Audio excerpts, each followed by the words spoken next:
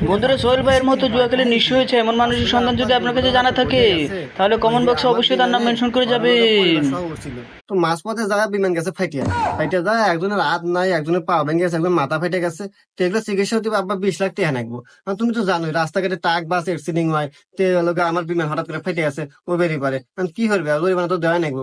আব্বা জরিমানা দেওয়া দাও। কি করছে এতক্ষণে? আর ভাইস্তা, দেখো ক্ষতি যেহেতু তোমার হয়ে গেছে, টাকা তো তোমাকে দেওয়াই লাগবে, কিন্তু 20 লাখ টাকা আসলে এই মুহূর্তে তো আমি দিতে পারবো না বাবা, আমার তো গোছ নাই। টিহা জানাইবো না তো কাকা, ওই তোমার যে সুন্দর বিল্ডিং আছে আর যে গাড়িটা আছে ওই দুইটা আমার নামে লেখা দিয়া দাও। আমার এত শখের বাড়ি গাড়ি আমি লেখা দেবো? কে বাজান কি কয়, আমার বাড়ি গাড়ি যদি লেখা দে তাহলে আমরা থাকমানি কোনে কত? আরে আব্বা, তুমি টেনশন করো কে? আসলে ব্যবসায় লস লস লাভ আছে। তুমি লেখা দেওয়ার সমস্যা নাই। আপাতত আমার কাছে পুরান বাড়ি আছে না, আগের বাড়ি, ওখানে তো থাকবানি। তারপর তো ব্যবসা বাণিজ্য ভালো হলে পারে বিমান বাজার